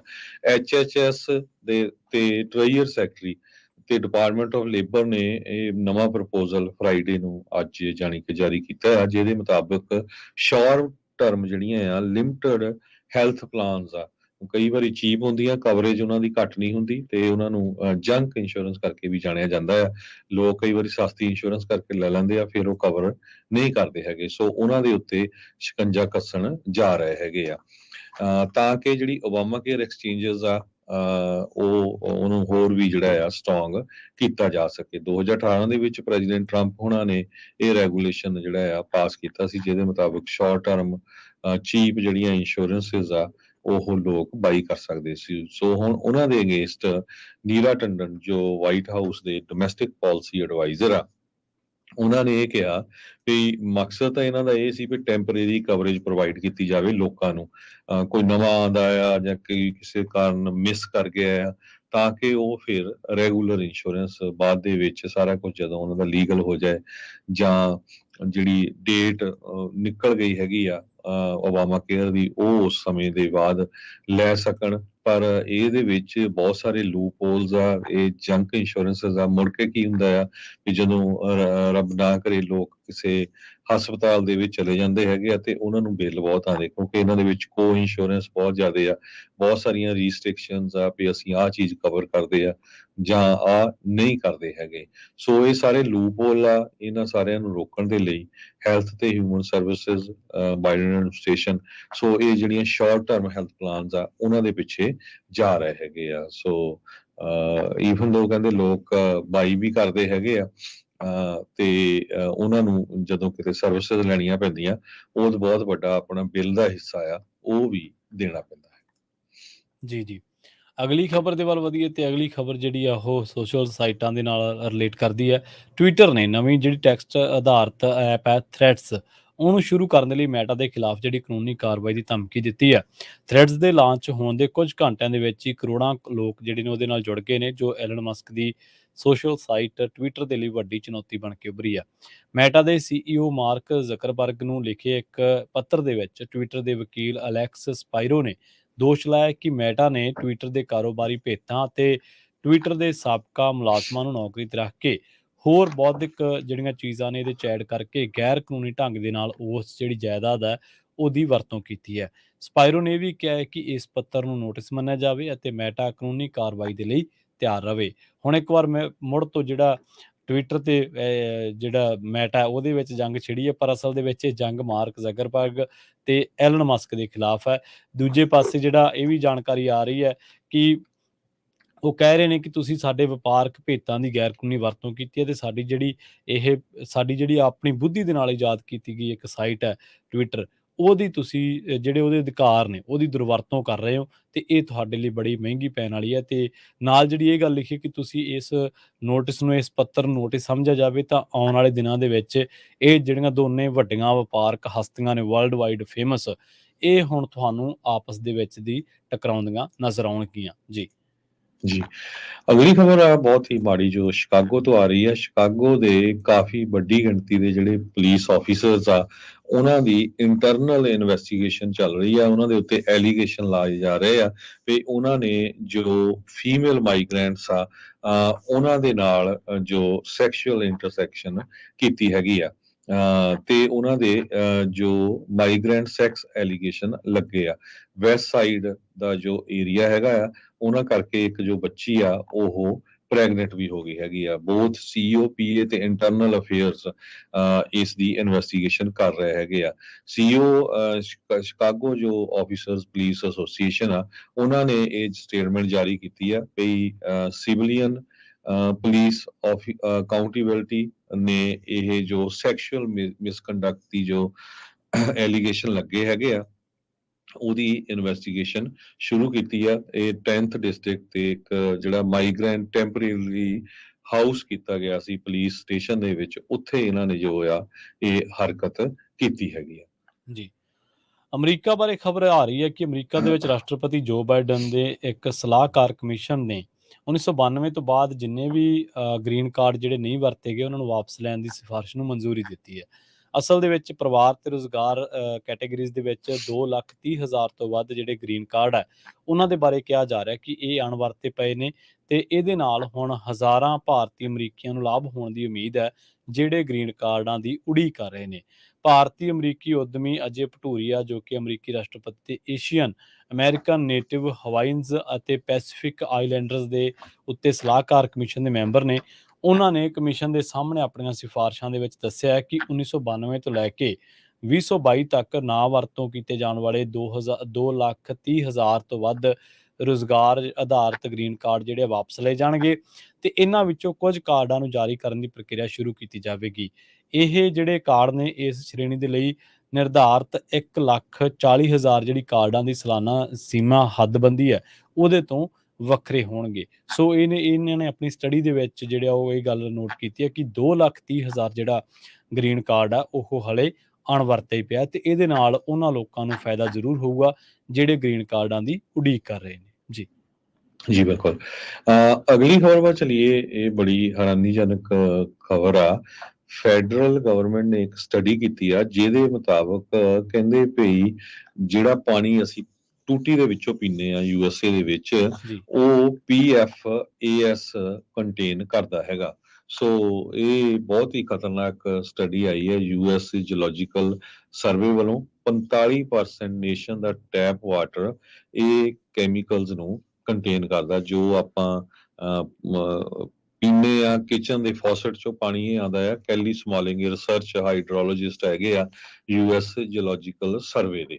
ਕਹਿੰਦੇ ਭਈ PFAS ਇਹ ਬਹੁਤ ਸਿਹਤ ਦੇ ਲਈ ਹਾਨੀਕਾਰਕ ਹੁੰਦਾ ਹੈਗਾ। 12,000 ਤਰ੍ਹਾਂ ਦੇ PFAS ਹੈਗੇ ਆ ਤੇ ਰਿਸਰਚਰਸ ਨੇ ਇਹ ਟੈਸਟ ਕੀਤਾ ਆ। ਘੱਟੋ ਘੱਟ 32 ਜਿਹੜੇ ਮੈਟਰੋ ਏਰੀਆਜ਼ ਆ USA ਦੇ, ਉਹਨਾਂ ਦੇ ਵਿੱਚ ਇਹ ਪਾਇਆ ਗਿਆ ਹੈਗਾ। ਮਿਨੀਐਪਲਸ ਅਰਬਨ ਏਰੀਆ ਆ ਜਿਹਦੇ ਕੋਲ ਜਿੱਥੇ PFAS ਮੈਨੂਫੈਕਚਰਿੰਗ ਹੁੰਦੀ ਉਸ ਏਰੀਆ ਦੇ ਵਿੱਚ ਵੀ, ਤੇ ਉੱਥੇ ਵੀ ਇਹ ਪਾਣੀ ਦੇ ਵਿੱਚ ਆਮ ਜਿਹੜਾ ਆ ਨਿਕਲਿਆ ਹੈਗਾ। ਸਟੱਡੀ ਦੇ ਵਿੱਚ ਇਹ ਕਿਹਾ ਕਿ Lake Elmo City Council member Jeff Holes ਨੇ ਵੀ ਸਾਡਾ ਇਹ ਗਰਾਊਂਡ ਵਾਟਰ ਦੇ ਵਿੱਚ ਪਹੁੰਚ ਚੁੱਕੇ ਹੈਗੇ ਆ। ਉਹਨਾਂ ਨੇ ਕਿਹਾ ਵੀ ਪਿਛਲੇ ਸਮੇਂ ਦੇ ਵਿੱਚ ਇੱਕ 3M ਜੋ ਕੰਪਨੀ ਆ, ਉਹਨਾਂ ਨੇ ਸੈਟਲਮੈਂਟ ਕੀਤੀ ਸੀ $850 ਮਿਲੀਅਨ ਦੀ, ਕਿਉਂਕਿ ਜੋ ਕੈਮੀਕਲ ਯੂਜ਼ ਕਰਦੇ ਸੀ ਬਾਅਦ ਦੇ ਵਿੱਚ ਉਹ ਗਰਾਊਂਡ ਵਾਟਰ ਦੇ ਵਿੱਚ ਜਾਂਦਾ ਸੀ ਤੇ ਉਹ ਡਰਿੰਕਿੰਗ ਵਾਟਰ ਜੋ ਪੀਣ ਵਾਲਾ ਪਾਣੀ ਆ ਉਹਨੂੰ ਨੁਕਸਾਨ ਕਰਦਾ ਸੀਗਾ।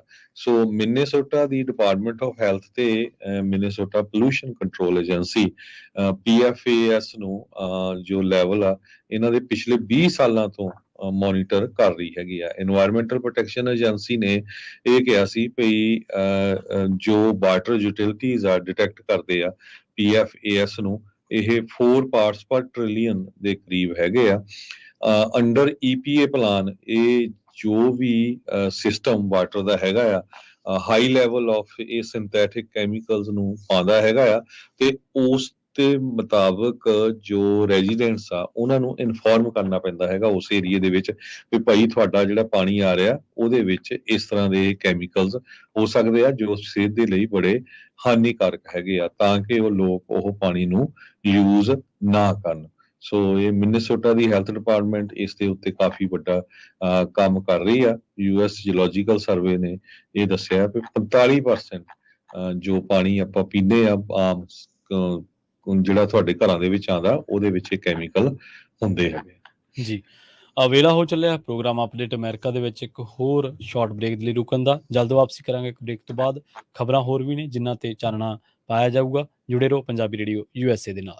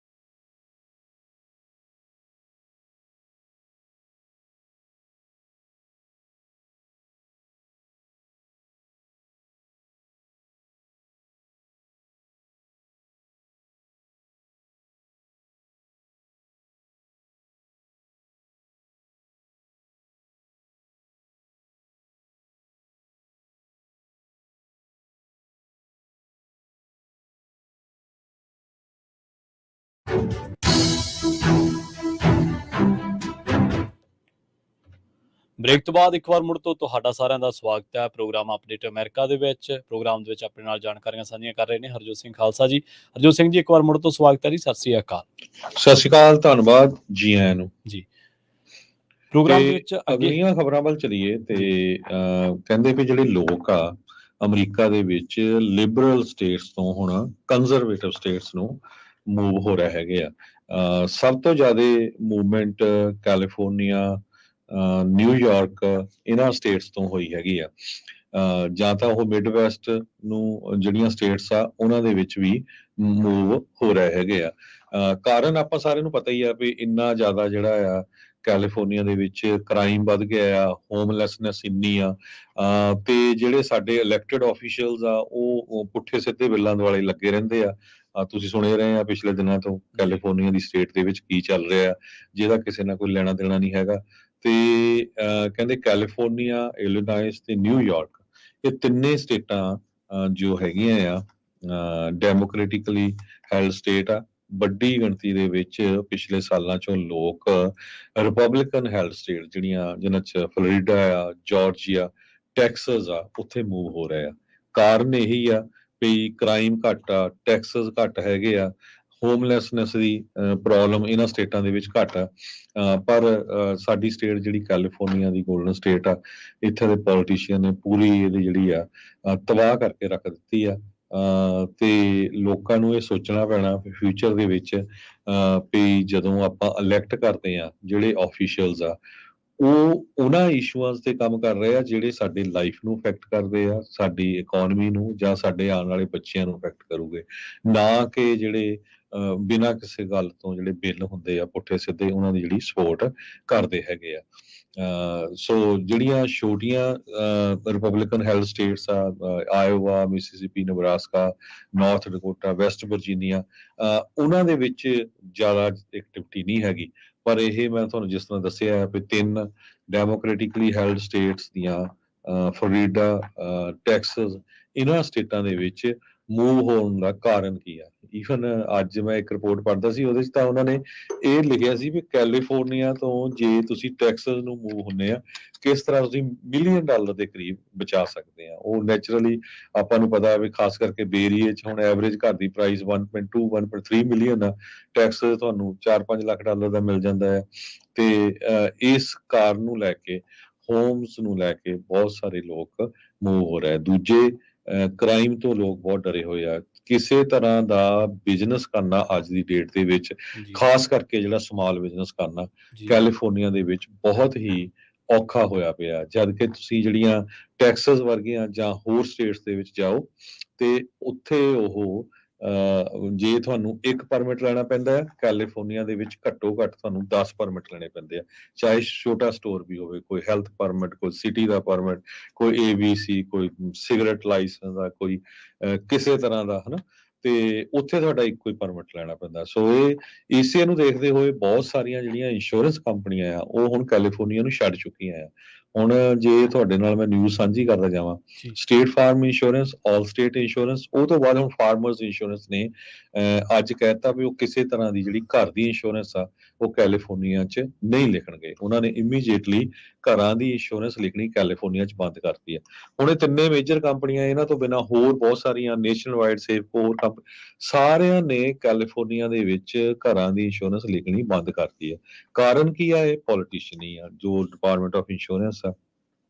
ਇੰਨੀ ਜ਼ਿਆਦਾ ਇਨਫਲੇਸ਼ਨ ਵਧੀ ਆ, ਇੰਨੀ ਜ਼ਿਆਦਾ ਕਾਸਟ ਆਫ ਕੰਸਟਰਕਸ਼ਨ ਵਧੀ ਆ, ਲੇਬਰ ਕਾਸਟ ਵਧੀ ਆ, ਮਟੀਰੀਅਲ ਦੀ ਕਾਸਟ ਵਧੀ ਆ, ਪਰ ਉਸ ਹਿਸਾਬ ਦੇ ਨਾਲ ਇੰਸ਼ੋਰੈਂਸ ਦੇ ਰੇਟ ਨਹੀਂ ਵੱਧ ਸਕੇ। ਜੇ ਘਰਾਂ ਦੀ ਪ੍ਰਾਈਸ 3 ਸਾਲਾਂ 'ਚ ਆਲਮੋਸਟ ਡਬਲ ਹੋ ਗਈ ਆ ਤੇ ਉਸ ਹਿਸਾਬ ਨਾਲ ਇੰਸ਼ੋਰੈਂਸ ਦੇ ਰੇਟ ਵੀ ਇਨਕਰੀਜ਼ ਹੋਣੇ ਚਾਹੀਦੇ ਸੀ, ਪਰ ਉਹਨਾਂ ਨੇ ਇੰਨੀਆਂ ਰਿਸਟ੍ਰਿਕਸ਼ਨ ਲਾਈਆਂ। ਸੋ ਅਲਟੀਮੇਟਲੀ ਕੀ ਹੋਇਆ, ਹੁਣ ਉਹ ਚਲੇ ਗਏ ਛੱਡ ਕੇ। ਉਹ ਕਹਿੰਦੇ ਵੀ ਨਹੀਂ, ਅਸੀਂ ਕਰਨੀਆਂ ਨਹੀਂ ਹੈ। ਜਿਹੜੇ ਐਗਜ਼ਿਸਟਿੰਗ ਆ ਉਹਨਾਂ ਨੂੰ ਰਿਨਿਊ ਕਰ ਰਹੇ ਆ, ਪਰ ਕਈਆਂ ਦੀਆਂ ਨਾਨ ਰਿਨਿਊਅਲ ਵੀ ਹੋ ਰਹੀਆਂ। ਪ੍ਰੋਬਲਮ ਕੀ ਆ ਵੀ ਹੁਣ ਨਵੇਂ ਇਹ ਰੀਅਲ ਸਟੇਟ ਦੇ ਉੱਤੇ ਬੜਾ ਵੱਡਾ ਅਸਰ ਪੈ ਰਿਹਾ। ਹੁਣ ਜਦੋਂ ਕੋਈ ਨਵਾਂ ਘਰ ਖਰੀਦਦਾ ਉਹਨਾਂ ਨੂੰ ਇੰਸ਼ੋਰੈਂਸ ਨਹੀਂ ਮਿਲ ਰਹੀ। ਜੇ ਮਿਲਦੀ ਆ, ਜਿਹੜੀਆਂ ਕੰਪਨੀਆਂ ਇੰਸ਼ੋਰੈਂਸ ਕਰ ਰਹੀਆਂ ਉਹਨਾਂ ਦੇ ਰੇਟ ਬਹੁਤ ਜ਼ਿਆਦਾ ਹਾਈ ਆ ਰਹੇ ਆ, ਜਾਂ ਤੁਸੀਂ ਜਿਹੜਾ ਸਾਈਨ ਰਿਸਕ ਪਲਾਨ ਥਰੂ ਜਾ ਰਹੇ ਆ, ਤੁਹਾਡਾ ਜੇ $1500 ਦਾ ਪ੍ਰੀਮੀਅਮ ਸੀ ਉਹ $6,000 ਤੱਕ ਆ ਰਿਹਾ।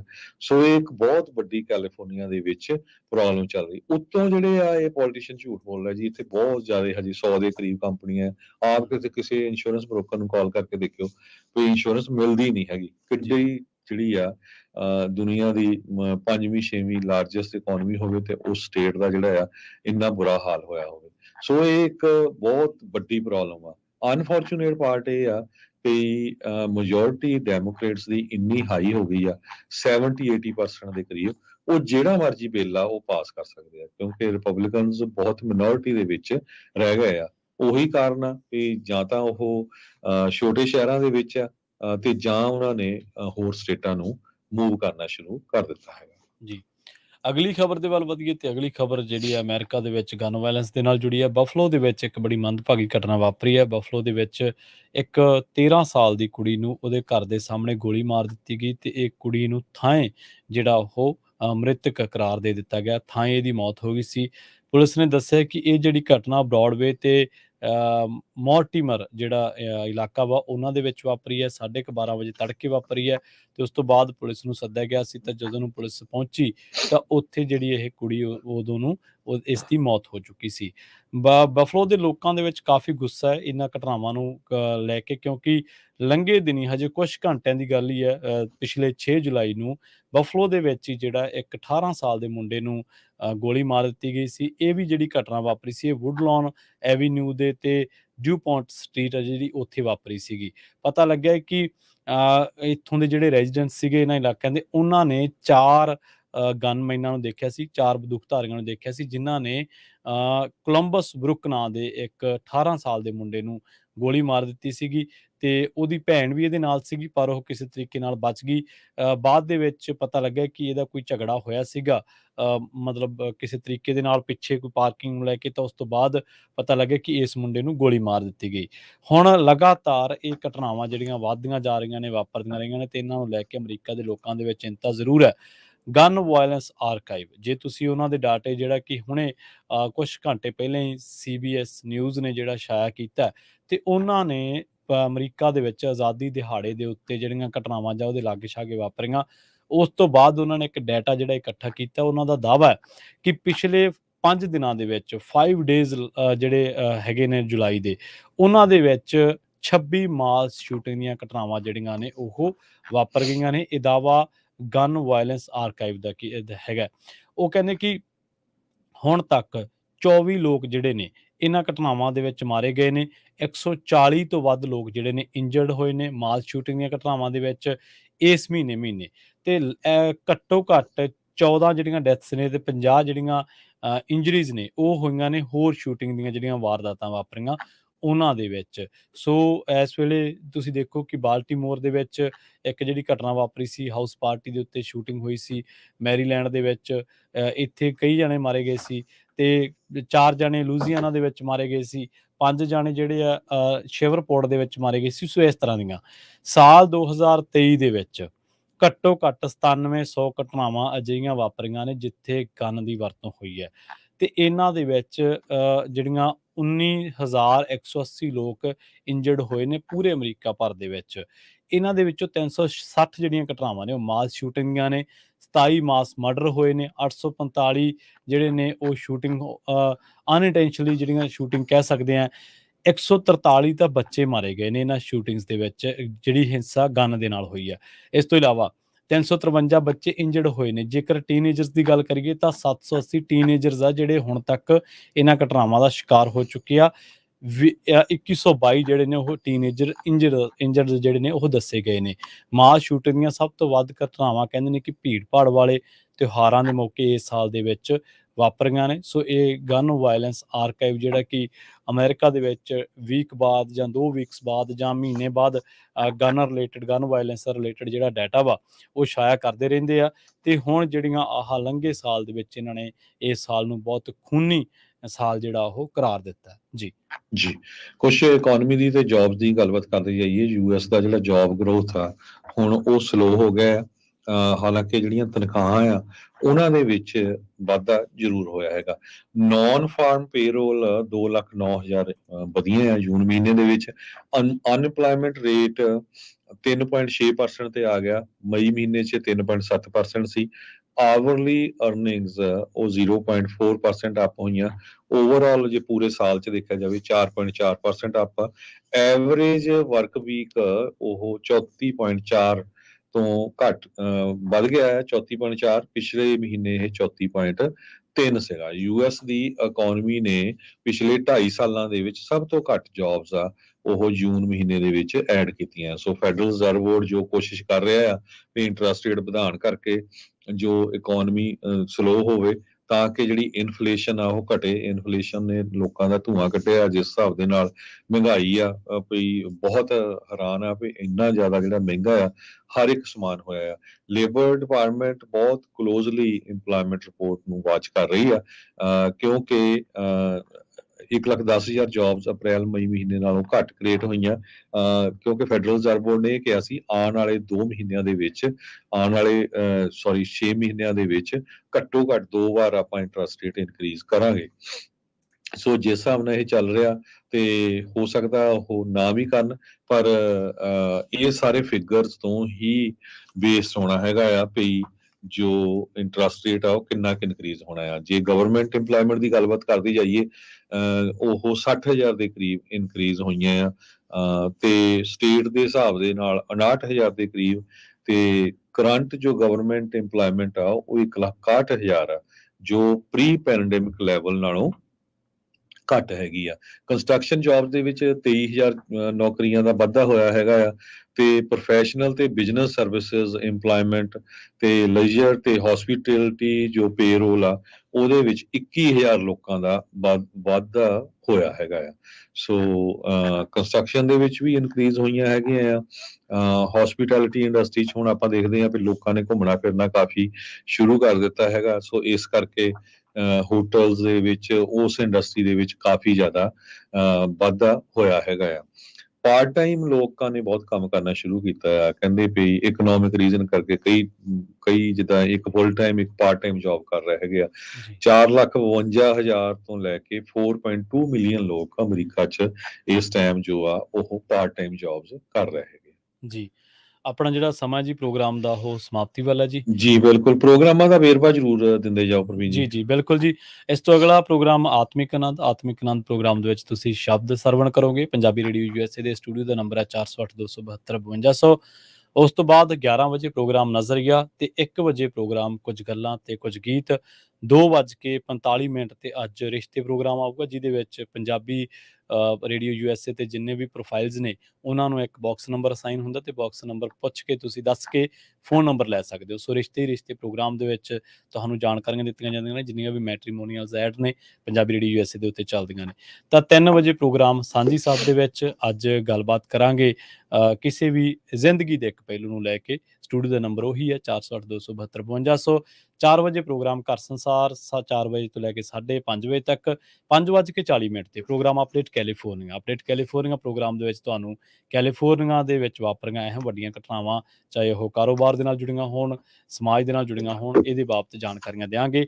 6 ਵਜੇ ਤੁਸੀਂ ਸਰਵਣ ਕਰੋਗੇ ਰਹਿਰਾਜ ਸਾਹਿਬ ਤੇ ਸ਼ਾਮ ਦੇ ਦੀਵਾਨ। 8:30 ਵਜੇ ਖਬਰ ਤੇ ਨਜ਼ਰ ਪ੍ਰੋਗਰਾਮ ਹੋਊਗਾ ਦੀਪਕ ਸ਼ਰਮਾ ਜੀ ਨਾਲ ਤੇ ਉਸ ਤੋਂ ਬਾਅਦ 9 ਵਜੇ ਤੋਂ ਬਾਅਦ ਇੰਟਰਵਿਊਜ਼ ਤੇ ਸੌਂਗ ਤੇ ਨਜ਼ਰੀਆ ਪ੍ਰੋਗਰਾਮ ਜਿਹੜਾ ਚੱਲੂਗਾ।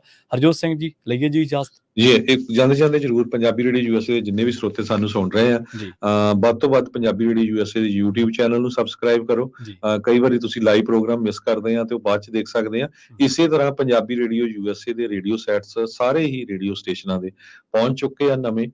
ਕਿਸੇ ਨੇ ਵੀ ਰੇਡੀਓ ਸਟੇਸ਼ਨ ਕਿਹੜੇ ਮਰਜ਼ੀ ਏਰੀਏ, ਚਾਹੇ ਉਹ bay area, Yuba City, Sacramento, Stockton, Modesto, Tracy, Bakersfield, Fresno ਏਰੀਏ ਦਾ, ਜਾਂ ਤੁਸੀਂ ਦੁਨੀਆ 'ਚ ਕਿਤੇ ਵੀ ਇੰਟਰਨੈਟ ਰੇਡੀਓ ਸੈਟ ਘੱਲਣਾ ਹੈ ਆਪਣੇ ਦੋਸਤਾਂ ਮਿੱਤਰਾਂ ਨੂੰ, ਉਹ ਵੀ ਪਹੁੰਚ ਚੁੱਕੇ ਆ ਤੇ ਰੈਗੂਲਰ ਰੇਡੀਓ ਸੈਟਸ ਵੀ ਪਹੁੰਚ ਚੁੱਕੇ ਆ। ਤੇ ਤੁਸੀਂ ਪੰਜਾਬੀ ਰੇਡੀਓ USA ਦੇ ਸਟੂਡੀਓ 408-272-5200 ਤੇ ਕਾਲ ਕਰ ਲਿਓ ਤੇ ਤੁਹਾਨੂੰ ਅਸੀਂ ਦੱਸ ਦਾਂਗੇ ਵੀ ਕਿੱਥੋਂ ਤੁਸੀਂ ਉਹ ਰੇਡੀਓ ਸੈਟ ਕਿਹੜੇ ਸਟੋਰ ਤੋਂ ਜਾਂ ਕਿੱਥੋਂ ਬਾਈ ਕਰ ਸਕਦੇ ਆ, ਕਿੱਥੋਂ ਚੱਕ ਸਕਦੇ ਹੈਗੇ ਆ। ਸੋ ਇੱਥੇ ਹੀ ਸਰੋਤਿਆਂ ਤੋਂ ਇਜਾਜ਼ਤ ਲੈਂਦੇ ਆ। ਮੇਰੇ ਹਰਜੋਤ ਸਿੰਘ ਵੱਲੋਂ ਤੇ ਪ੍ਰਵੀਨ ਸ਼ਰਮਾ ਵੱਲੋਂ ਤੁਹਾਨੂੰ ਸਾਰਿਆਂ ਨੂੰ ਬਹੁਤ ਹੀ ਪਿਆਰ ਤੇ ਸਤਿਕਾਰ ਭਰੀ ਸਤਿ ਸ੍ਰੀ ਅਕਾਲ ਤੇ ਸੁਣਦੇ ਰਹੋ ਪੰਜਾਬੀ ਰੇਡੀਓ US।